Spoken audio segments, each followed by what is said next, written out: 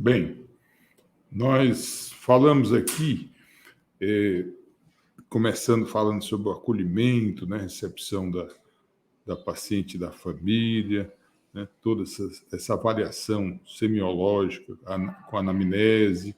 Depois nós vimos aqui também exame físico, né, o que é importante na avaliação clínico-obstétrica, né, para identificar como é que está a saúde materna, a saúde do bebê, a estática fetal, a dinâmica fetal. Nós vimos aqui alguns exames, né, complementares que são básicos, né, para avaliar a vitabilidade fetal, mas existem outros exames mais específicos para avaliar tanto a maturidade quanto a vitabilidade fetal, né? Mas na rotina do pré-natal de risco habitual, que é o nosso foco, nós vamos ter uma rotina de alguns exames que são fundamentais, estão lá no SUS, no Ministério da Saúde, no programa, na política, né, de saúde obstétrica. Então, nós não podemos, em hipótese alguma, deixar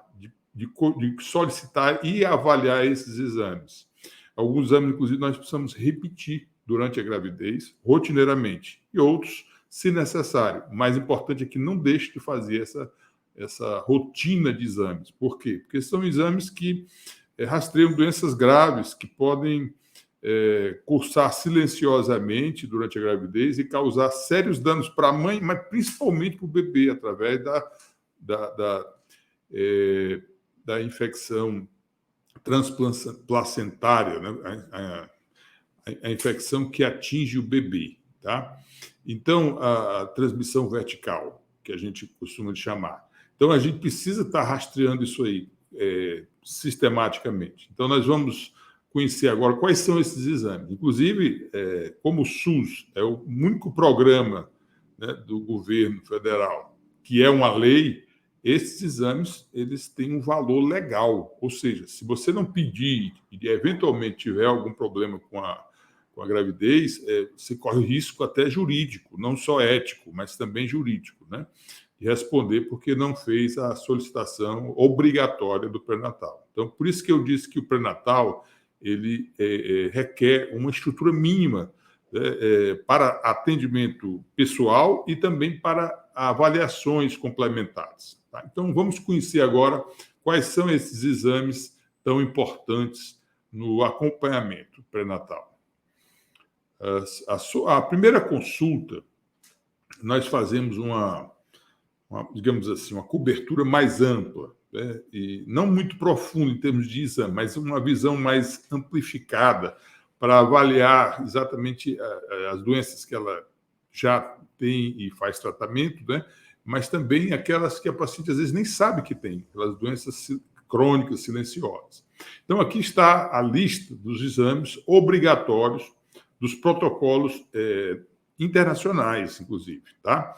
O hemograma completo. O hemograma é um exame simples, barato, fácil de ser feito. Tá? É um exame que dá uma visão se a paciente tem algum quadro infeccioso ou anemia, né? Vocês sabem muito bem disso aí. E a gente deve pedir na primeira consulta e repetir esse exame. Se a paciente tem alguma anemia ou alguma infecção, alguma coisa, é necessário que seja repetido, muitas vezes no segundo trimestre, no terceiro trimestre. Mas o básico é um exame na primeira consulta. Tá? Como é que está a questão da tipagem sanguínea? Qual é a tipagem sanguínea da paciente? Esse exame aqui, às vezes, se a paciente já tem feito esse exame documentado, né, não precisa nem repetir, né? Você faz uma única vez, tá? Então, você vai pedir o grupo sanguíneo e o fator RH. O CUMES indireto é quando a paciente é RH negativo. Aí você tem que pedir obrigatoriamente para ver se ela já está sensibilizada, né? Porque senão, aí, todo procedimento invasivo, né, se for um aborto ou uma punção amniótica ou um parto cesáreo ou vaginal, você vai ter que fazer a imunoglobulina para evitar que ela se sensibilize. Então, basicamente, a gente pede o grupo sanguíneo e o fator RH. E se for RH negativo, já pede o cúmulo indireto. O cúmulo indireto não é exame obrigatório pré-natal, tá? Da lista básica de exames. Como é que estão a imunidade? Como é que está a imunidade a algumas doenças também crônicas, né? Como é que estão os anticorpos das pacientes, da paciente gestante que a gente está acompanhando? Então, para a gente checar, a gente faz pede a sorologia para TORCH, né? TORCH é uma abreviatura, né, da toxoplasmose, rubéola, citomegalovírus e herpes. São infecções, né, virais, parasitárias, que podem comprometer, né, a mãe, né, durante a sua vida, mas na gravidez, se ela estiver ativa, essas doenças aqui, o HIV, sífilis, elas causam uma transmissão transplacentária, uma transmissão vertical, e podem causar desde o aborto, né, a morte fetal intraútero, ou o bebê nascer com sérias lesões, né, que vão comprometer a sua longevidade, sua qualidade de vida, né? Lesões cardíacas, lesões do sistema nervoso central, enfim, todos os órgãos podem ser comprometidos. Então, a gente precisa fazer logo na primeira consulta, o ideal é que isso aqui fosse feito até antes da gravidez, né? Mas pelo menos na primeira consulta a gente já faz a pesquisa das TORCHs, né? Pesquisa de HIV e VDRE. A TORCH, a gente normalmente não precisa repetir, porque se a paciente está negativa, os anticorpos IgG estão elevados porque ela já teve essa infecção, mas o IgM está negativo, né? Ou o IgM está positivo, mas é uma infecção que não é recente, né? A gente pode deixar somente uma solicitação. Agora, HIV é importante pedir no começo da gravidez e VDR também, para pesquisar sífilis. E no final da gravidez, porque, inclusive, na hora do parto, hoje é uma rotina das maternidades, quando a paciente está sendo internada, não precisa nem da solicitação médica. A equipe de enfermagem já faz os testes rápidos para HIV e para sífilis, né, o VDRL, tá? Na verdade, faz um teste até um pouco mais específico, né, do que o VDRL, que é um teste não treponêmico. Eles fazem um teste, o teste rápido, ele é um PCR, né, um teste que avalia o DNA, né, da espiroqueta, né? Então, o teste rápido é feito de rotina, no primeira consulta, no terceiro trimestre e no parto, obrigatoriamente. Ou, se houver curetagem, né, mesma coisa. Também é feito esse teste aqui. Porque se tiver positividade, precisa avaliar como é que está o grau de infecção dessa paciente, tá? O exame de urina, o sumário de urina, é um exame simplório, barato, rápido, e você pode, eu diria a palavra um pouco exagerada, abusar dele, porque qualquer sintoma urinário é importante fazer uma solicitação de um sumário de urina para fazer uma triagem. Por quê? Porque as infecções urinárias, elas causam mais de 50% do trabalho de parto prematuro, né? Então, são as principais causas de prematuridade. E a prematuridade tem uma série de consequências danosas para o bebê, né? E também a infecção urinária durante a gravidez, ela pode evoluir rapidamente para uma infecção urinária alta, para uma pielonefrite, para uma sepse. Então, é um problema que a gente pode evitar se a gente estiver atento sempre nas consultas, perguntando sobre o sistema geniturinário, né? Qualquer sinal de polaciúria, disúria, ardência urinar, qualquer sintomatologia urinária, peça um sumário de urina. E se houver alguma dúvida, a urinocultura, né? Pelo menos uma durante a gravidez é importante, mas se tiver uma recidiva, uma infecção urinária de repetição, é interessante estar sempre fazendo a urinocultura com antibiograma para avaliar melhor qual é o tratamento, porque nós temos poucas opções de tratamento com antibióticos na gravidez que não causam danos para o bebê, né? Que não tem efeito teratogênico e iatrogênico. Então, a gente precisa estar checando para ver qual é o esquema que nós vamos usar. Então, sumário de urina e urinocultura, não vamos ter nenhuma economia quando você tiver uma suspeita clínica, tá?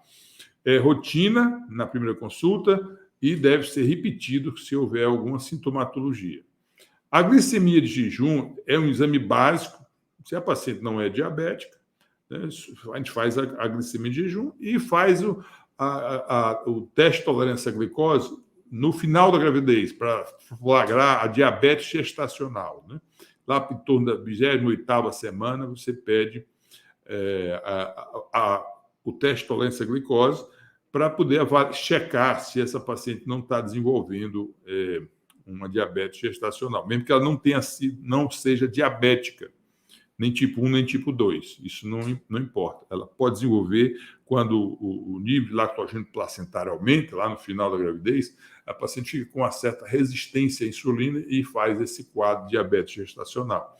Por isso que a gente pede esse exame de rotina. A citologia alcoólica é um exame que se recomenda para todas as mulheres pelo menos uma vez por ano, né? Se ela não tem mais de um ano que não faz, você pode colher essa citologia na primeira consulta já. É muito simples, só que você não faz aquela coleta tríplice, né? Endocervical, exocervical, fundo de saco. Você colhe só fundo de saco, né? Para poder não deixar passar aí um câncer ou uma lesão pré-maligna inicial, tá? O ultrassom também se tornou um exame relativamente fácil, né?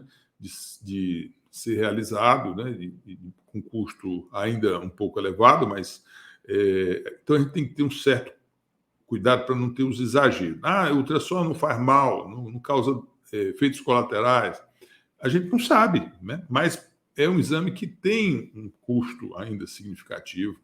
E também, se você ficar fazendo ultrassons com profissionais diferentes, você vai ter resultados, às vezes, contraditórios, porque depende da máquina, depende da experiência do avaliador, depende da idade gestacional, né? E muitas vezes se pode criar confusões. Então, tem aqueles exames, aquela rotina, digamos assim, necessária, que está bem justificada. Então, no começo da gravidez, no primeiro trimestre, fazer ultrassom, no final da gravidez também fazer ultrassom, é interessante para a gente avaliar alguns parâmetros, né, para ajudar na semiologia, na avaliação obstétrica, tá?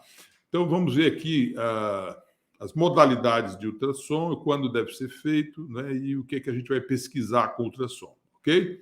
Vamos lá, então. Então, a solicitação de ultrassom. Isso aqui é importante, porque às vezes a gente vê, muitas vezes, nos hospitais de emergência, a solicitação equivocada. E aí isso cria uma certa, digamos assim, transtorno para o paciente, né? E até para a imagem profissional. Quando você pede um exame e chega lá, o ultrassonografista, não, esse exame não é adequado para essa paciente. Então, vamos ver a forma correta de solicitar o exame de ultrassom. Então, no primeiro trimestre, o ultrassom tem que ser por via transvaginal. Não tem sentido, no primeiro trimestre, fazer ultrassom pélvico ou obstétrico, porque o bebê ainda está em fase inicial, a gravidez em fase inicial. Então, até 12 semanas, o ultrassom tem que ser transvaginal. Inclusive também porque ele consegue ter mais acuracidade, né?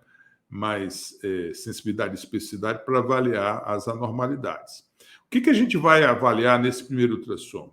Mais importante, confirmar a idade gestacional. O ultrassom no primeiro trimestre é excelente. No final da gravidez, o ultrassom não é adequado para avaliar a idade gestacional. Ele perde muita acurácia, porque o bebê está encurvado, porque o líquido está diminuído. Enfim, tem uma série de situações que prejudicam a avaliação dos parâmetros ultrassonográficos. Mas no primeiro trimestre ele é recomendado, excelente método para avaliar a idade gestacional. E aí tem vários parâmetros lá que o ultrassonografista vai checar, né, de acordo com o período do primeiro trimestre, para dar esse diagnóstico da idade gestacional. E aí você vai comparar, logicamente, né, com outros métodos de avaliação e da idade gestacional. Avaliar se a placenta é normal. Muitas vezes, nesse primeiro trimestre, acontecem os abortos, né, até 20 semanas, mais ou menos, e aí, às vezes, começa com um descolamento da placenta ou a formação de um coágulo retroplacentário, e isso é uma situação de ameaça de aborto, ou de abortamento em curso, né? Ou de aborto retido também. Então, você vai, na avaliação do sonográfico, vai ver facilmente esses descolamentos, esses hematomas retoplacentários.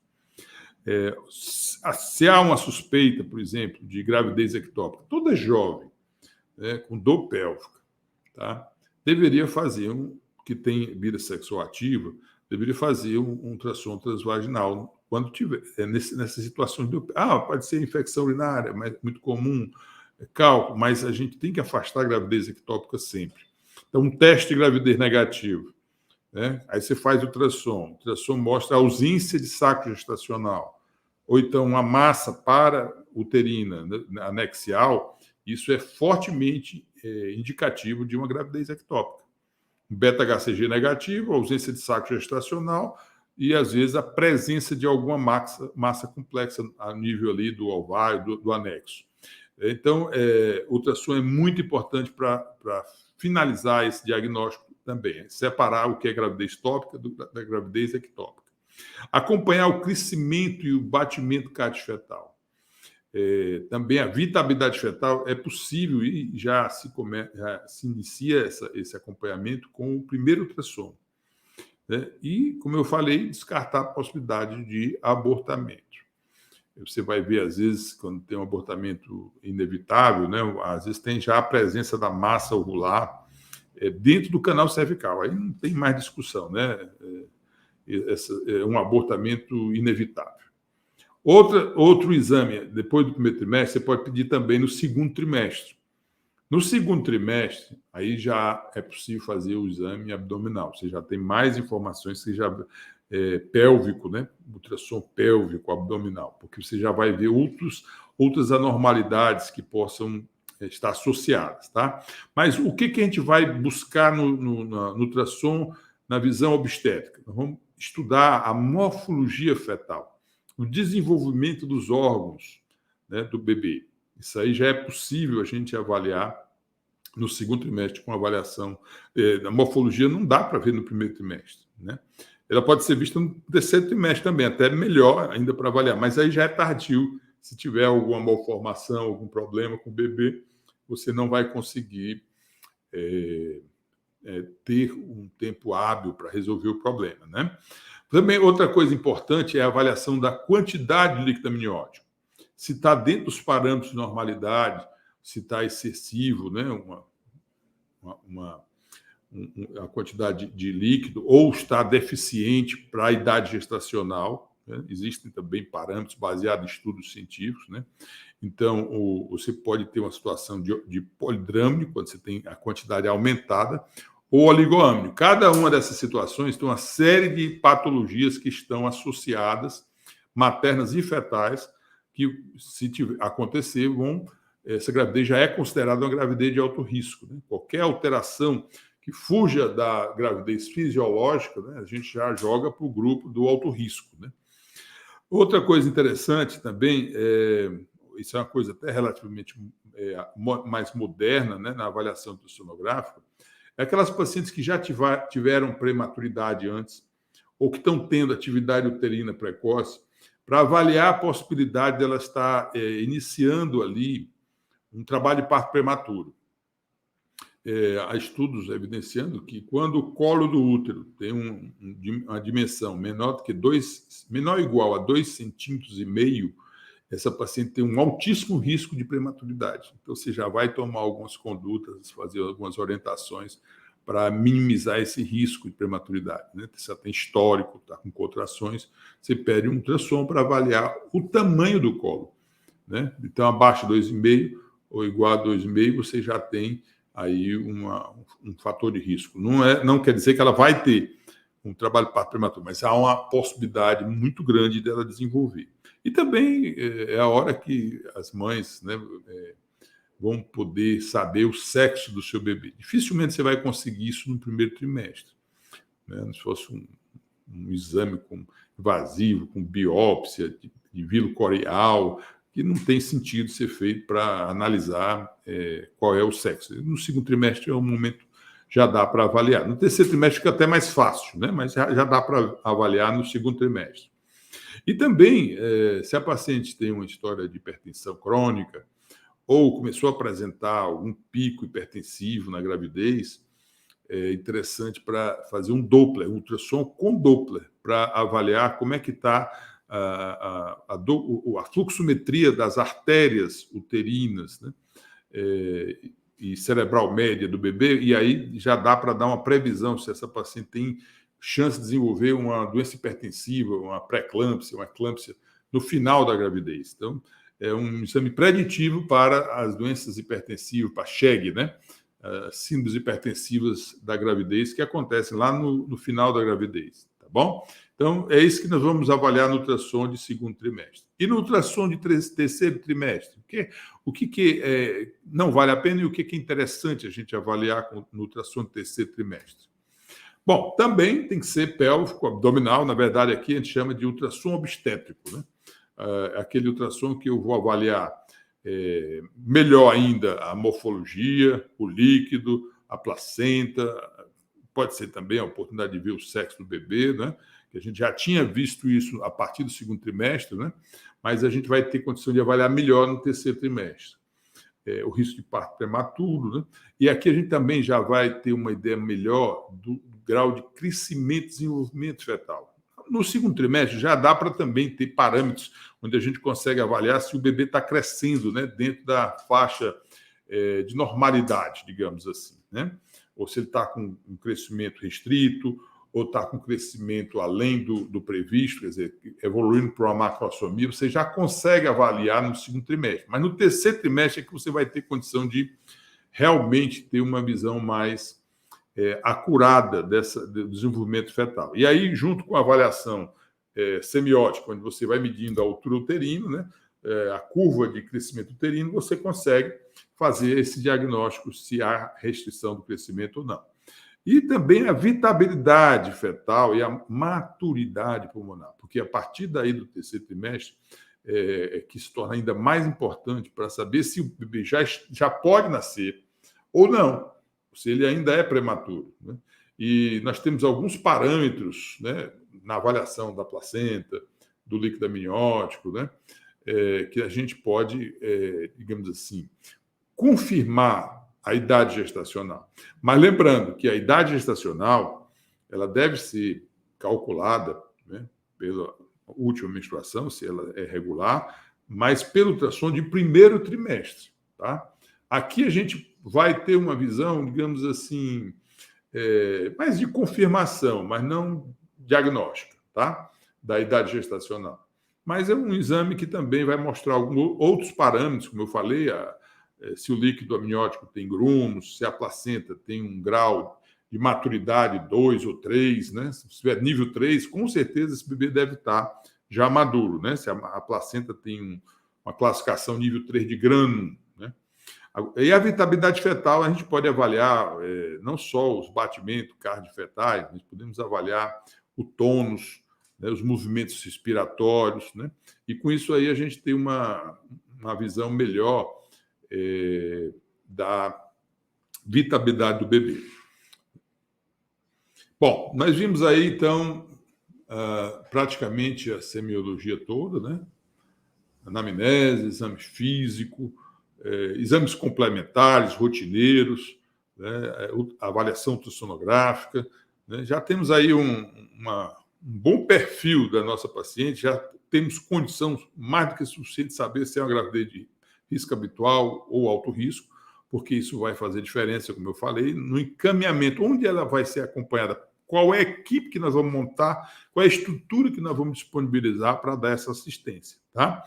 Mas, como a gravidez é uma situação fisiológica, mas que gera uma demanda muito grande para o organismo materno, e muitas vezes a alimentação não é adequada, é adequada para a manutenção do indivíduo, da mulher não grávida, mas quando ela é engravida, não é que ela tenha que comer por dois, há uma maior necessidade de alguns nutrientes, né? E tem dois especificamente que a gente precisa ter uma atenção especial. Quais são esses nutrientes, essas vitaminas, sais minerais que nós temos que fazer uma suplementação profilática, né? E às vezes até terapêutica, tá? Mas na visão de suporte, de apoio, de reforço na alimentação. Se a paciente tem uma boa alimentação, mesmo assim ainda é recomendado a gente fazer esse suporte. Eu vou explicar por quê. Um desses suportes, né, que nós vamos ver aqui, é o ácido fólico.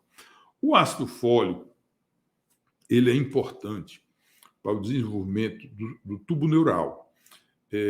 Tem estudos mostrando isso, evidência científica, né, que o ácido fólico está relacionado, o nível de ácido fólico, com a ocorrência de algumas patologias muito graves do sistema nervoso central. E não só do sistema nervoso central. O déficit do ácido fólico pode causar espinha bífida, pode causar meningocele, pode causar anencefalia, pode causar a fenda palatina, o lábio leporino, doenças cardíacas, cardiopatias.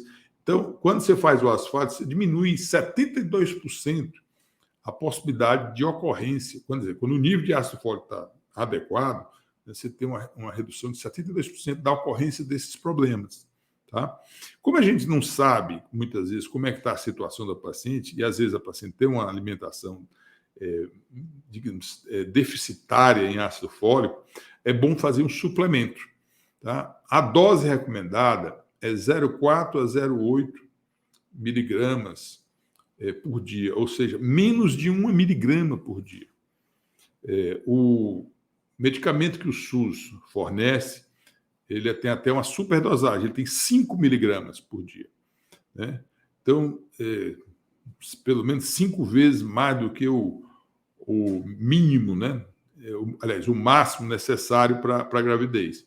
Então, um comprimido de ácido fólico, né, do SUS já cobre totalmente as necessidades. Agora, é importante que esse tratamento seja iniciado antes da gravidez, de 3 a 6 meses antes da gravidez. Pelo menos no início da gravidez. Porque depois do segundo trimestre, muitas vezes o tratamento não tem mais a mesma eficácia. No terceiro trimestre, menos ainda. Mas a gente não vai deixar de fazer a cobertura. Então, você iniciou, vai até o final da gravidez, mantendo essa suplementação de ácido fólico. Tá?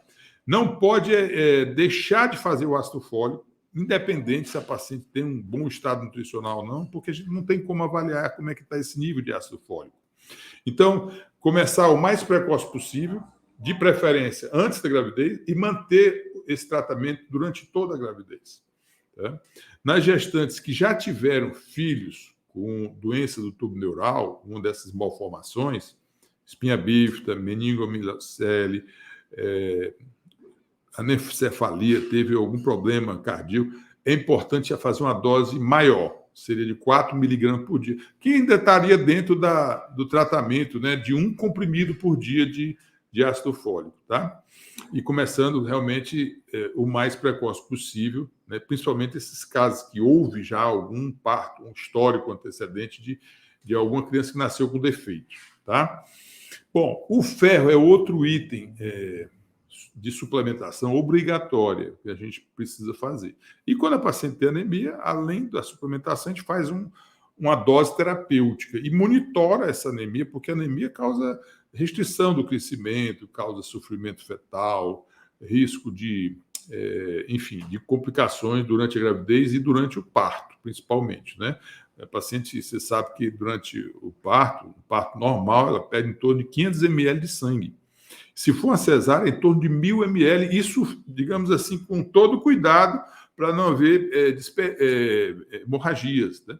E se houver qualquer tipo de hemorragia, essa perda é imensurável. Né? Então, a gente precisa dar um bom reforço. E a gravidez também, por conta do crescimento fetal, da multiplicação celular, há um maior consumo de ferro. Então, a paciente tem uma maior tendência, aquela que já estava meio que limiar, de desenvolver anemia durante a gravidez. Então, a gente precisa fazer a suplementação até por isso, para evitar que ela desenvolva anemia, ou se ela tem anemia, que ela piore da sua anemia. Né? Qual é a dose que a gente faz? 30 a 60 miligramas de ferro elementar por dia. Isso é equivalente a mais ou menos a um comprimido do SUS tem mais ou menos 40 miligramas, né? Seria um comprimido só por dia, né? De sulfato ferroso. Agora, se a paciente tem anemia, a gente dobra essa dose, né? Passa a ser 2 comprimidos por dia, né? Lembrar que ela não pode tomar esse comprimido com refeições, né? Nem com leite, porque tira a absorção desse medicamento. O ideal é que seja com água ou com suco de frutas, alguma coisa que tenha vitamina C, que aí aumenta mais ainda a absorção. E lembrar também daquela orientação nutricional, né? Verduras verdes, né? O fígado, peixe, né? A carne, que são ricos, né? O feijão em ferro, né? Orientar a paciente a reforçar essa alimentação.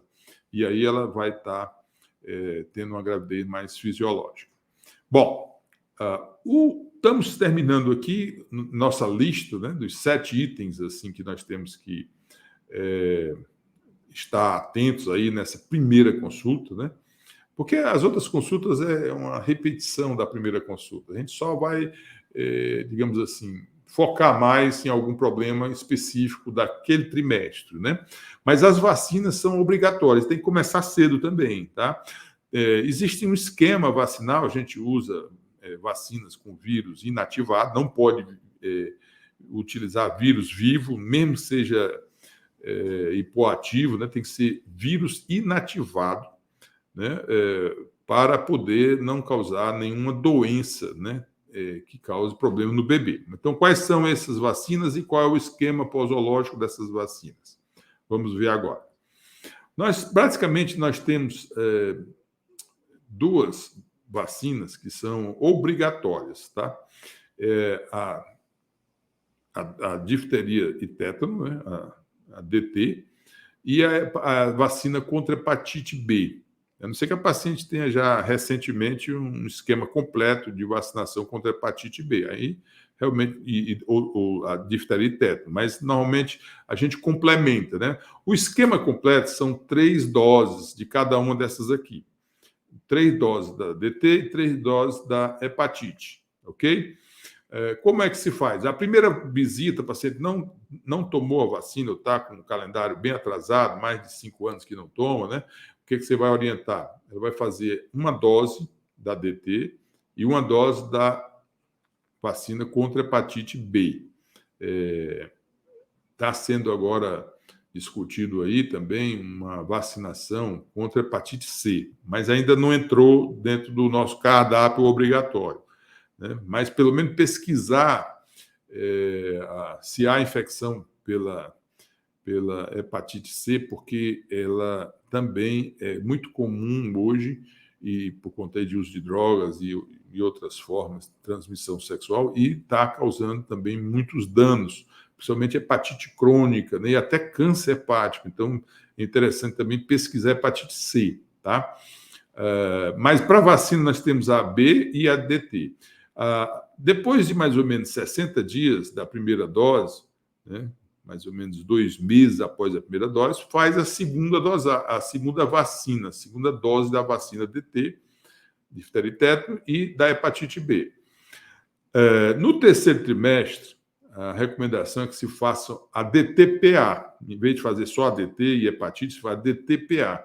A DTPA, ela tem, além da difteria, proteção contra a difteria e tétano, ela também tem a proteção contra coqueluche, tá? Então, isso é feito no terceiro trimestre.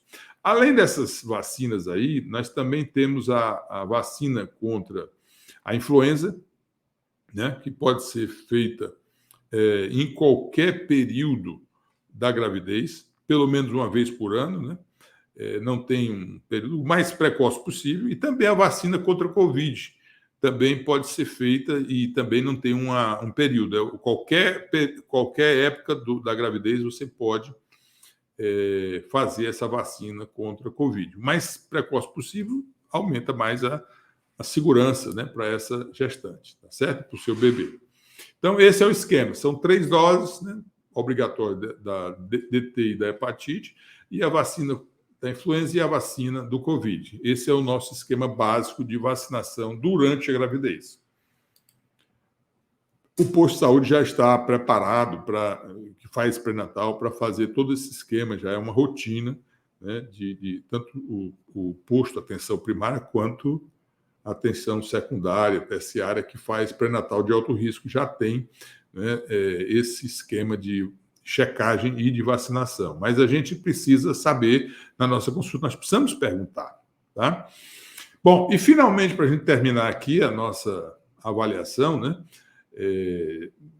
de consultas, né, o que a gente vai ver na nossa cada consulta, seja no primeiro trimestre, no segundo, no terceiro, né? Nós vamos ver agora aqui o nosso calendário de rotina, de visitas, né? Como é que vai ser esse calendário? Tem duas possibilidades aqui para a gente, digamos, seguir, tá? A orientação do Ministério da Saúde e a orientação da Organização Mundial de Saúde. O nosso Ministério da Saúde ele tem um programa mais rigoroso. Eu acho que é porque as nossas gestantes, comparadas aí com países que têm uma condição socioeconômica mais avançada, elas têm mais dificuldades, mais riscos. Então, nós precisamos ser mais rigorosos no nosso monitoramento. Eu creio que é por isso que o Ministério da Saúde adotou um protocolo mais rigoroso do que a própria Organização Mundial de Saúde, né? Isso é muito bom, porque a gente tem possibilidade de detectar mais precocemente e agir de forma mais eficaz durante a gravidez, tá? Então, pelo protocolo da Organização Mundial de Saúde, que é para o mundo todo, né?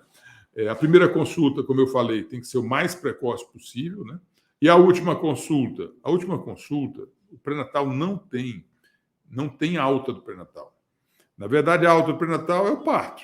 É a mãe com o bebê no braço. Aí não precisa mais fazer pré-natal, é o segmento puerperal. Mas durante a gravidez, enquanto o bebê não nascer, o pré-natal continua. E tem uma rotina, digamos, básica, porque se tiver alguma anormalidade, essa programação aqui já não funciona. Ela tem que ser mais frequente, mais a miúde. Mas qual é a rotina básica? Para dizer assim, fiz pré-natal, pelo menos 6 consultas. Se não tem 6 consultas, e não pode ser 6 consultas na mesma semana ou no mesmo mês, né? Tem que ter um espaço. Então, a primeira consulta é feita logo no começo da gravidez, primeiro trimestre, o ideal é que fosse até antes, né, como eu disse, antes da gravidez, e ela se repete mensalmente, né, até 32 semanas. Depois de 32 semanas, até 36 semanas, é quinzenal, quer dizer, quando vai o bebê entrar na fase de maturidade, né, de 32 a 36 semanas. A partir de 36 semanas, como existem alguns problemas que acontecem no finalzinho da gravidez, precisa realmente amiudar, diminuir o intervalo, esse espaço entre uma consulta e outra, de quinzenal para semanal, e até, muitas vezes, diário, dependendo da gravidez que você está cuidando, né?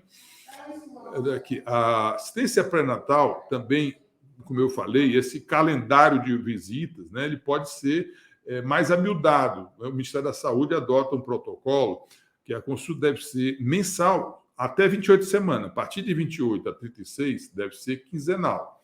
E depois de 36 semanas, a consulta deve ser semanal, até o parto. Né? Também, todos os protocolos não admitem que exista alta do pré-natal. É comum a gente ver a paciente que foi mal informada ou não prestou atenção, né? Não, já terminei meu pré-natal, mas ainda está grávida. Isso não está adequado. Então, nós vamos orientar pacientes nesse sentido, tá ok? Bom, o que a gente vai avaliar obrigatoriamente nas consultas subsequentes? Cobrar medidas que foram recomendadas, se elas foram implementadas, se ela está fazendo a suplementação de vitaminas corretamente, checar como é que ela está tomando, se ela tomou as vacinas, se ela fez todos os exames, se todos os laudos foram avaliados, né? Enfim, todas as orientações estão sendo cumpridas, né? Se ela fez o parecer especializado que foi solicitado, se está fazendo o acompanhamento que foi orientado, né? A solicitação dos exames que a gente repete, né? Como a glicemia, o VDRL, o de urina, né? Hemograma, adotar as medidas de acordo com a idade gestacional, se ela está no primeiro trimestre, no segundo, no terceiro, avaliar o parecer, como eu falei, de outras especialidades que possam eventualmente ser acionadas para dar suporte, fazer parte da equipe, né? e o agendamento de consultas subsequentes. Então, esse é a nossa programação, né? O que vocês não podem, hipótese alguma, deixar, diga assim, se eu tivesse... não deu para fazer o pré-natal ideal, mas o mínimo do mínimo do mínimo do mínimo, que é essencial numa avaliação pré-natal, numa assistência pré-natal.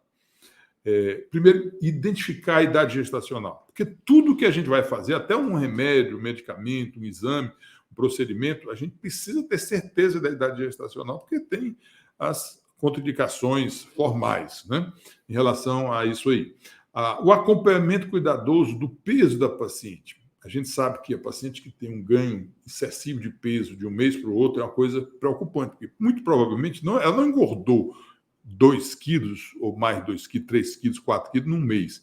Pode ser retenção hídrica. Então, esse acompanhamento do peso, ou se ela está fazendo um quadro de desnutrição também, né? Ou de obesidade mesmo, ela está tendo um consumo de calorias muito maior do que a necessidade, e a gente precisa ajustar essa dieta, porque senão ela vai ter uma série de complicações durante a gravidez e no parto, né? Qualquer sinal de infecção urinária, a gente tem que ficar muito atento, porque a mulher tem o maior risco de infecção urinária e na gravidez esse risco é multiplicado por causa da pressão do útero sobre a bexiga, né? Principalmente no final da gravidez, aumentando o risco de prematuridade. Então, essa atenção com a questão dos sintomas urinários. Avaliação do crescimento fetal. E aquela curva é fantástica para você avaliar como é que está o desenvolvimento do bebê, né? E complementa com ultrassom, que vai fechar o diagnóstico se está dentro da faixa de normalidade ou está havendo algum crescimento inadequado, né? O tratamento das patologias maternas, e aí nós temos diversas situações, né, que precisam ser controladas. Se a paciente tem hipertensão, diabetes, tem alguma doença autoimune, alguma cardiopatia, alguma arritmia, tudo isso tem que ser acompanhado e tratado e mantido a paciente sob controle. Não é porque ela tem a doença que ela vai ter complicações. Ela precisa ter um controle mais rigoroso. É uma gravidez de alto risco, né? E também a questão de orientação sobre hábitos de vida, né? Essa é uma coisa um pouco difícil, né? Mas com a persistência, com a boa orientação, explicando quais são os riscos, né? Por que não ter uma gravidez saudável, não ter um bebê saudável, né? Pelo menos reduzir o consumo de álcool, de tabaco ou uso de drogas que possam causar danos. Se você não tiver como evitar durante a gravidez toda, pelo menos no primeiro trimestre, que é o período da embriogênese, né? Você tem que seduzir a paciente a ter esse cuidado com os seus hábitos de vida, tá certo? Então, isso é muito importante. Gente, para finalizar, qual é o pior fator de risco para a gravidez? Eu gostaria de fazer essa pergunta pessoalmente, mas eu posso aqui fazer aqui uma antecipação para vocês. O pior risco da gravidez é não fazer o pré-natal. Porque não fazer o pré-natal, você perde a oportunidade de tratar ou prevenir doenças gravíssimas que vão complicar a vida da gestante e do bebê para o resto da vida, tá? Outra coisa importantíssima é o registro de tudo que foi feito. Porque o registro vai permitir não só o seguimento pré-natal, né? Mas se ela for para uma emergência, você tem ali todo o histórico que você vai tratar diferente os diferentes, né? Porque você não pode usar o mesmo protocolo para todo mundo. O protocolo, plano terapêutico, ele tem que ser personalizado, de acordo com as condições físicas, os riscos inerentes a cada gestante, a cada gestação. Ela pode ter tido uma gestação tranquila na outra e ter uma série de problemas nessa gravidez. E se ela tem um histórico patológico em gestações anteriores, há uma forte possibilidade dela continuar, né, com esse mesmo problema, ter repetição desse mesmo problema, né? Por exemplo, ela teve prematuridade, ela teve pré-eclâmpsia, teve diabetes gestacional, teve um feto macrossômico, ela teve um descolamento de placenta. Tudo que aconteceu na gravidez passada, há uma possibilidade muito grande de se repetir. Então, esse histórico ele se torna fundamental. E para ter esse histórico, eu tenho que ter um bom registro, né? E o cartãozinho bem preenchido, as curvas bem preenchidas, tá? Com isso aí, você vai salvar muitas vidas e, com certeza, você vai ter aí um respeito, né, das nossas pacientes ao seu trabalho como profissional, né? Fantástico quando você chega procura um profissional de saúde e quando você chega ele já faz um histórico da sua vida, né, em termos de saúde, né, explicando que você teve isso, teve aquilo, tratou dessa forma, e que você vai ter que ter um cuidado com esse problema ou esse outro, você está atento para esse sinal de alerta. Então, o profissional que tem esse bom registro e que faz essa análise histórica, né, antes de avaliar o paciente em cada consulta, ele se torna realmente diferenciado, né, até para a própria paciente. Tá? Então, espero que esse conteúdo possa ser útil para vocês e a gente se vê aí novamente, né, em outras aulas. Tá? Lembrando, pré-natal, não fazer pré-natal é o pior risco para a gravidez, porque você perde realmente, às vezes, a única chance de salvar 2 vidas na gravidez.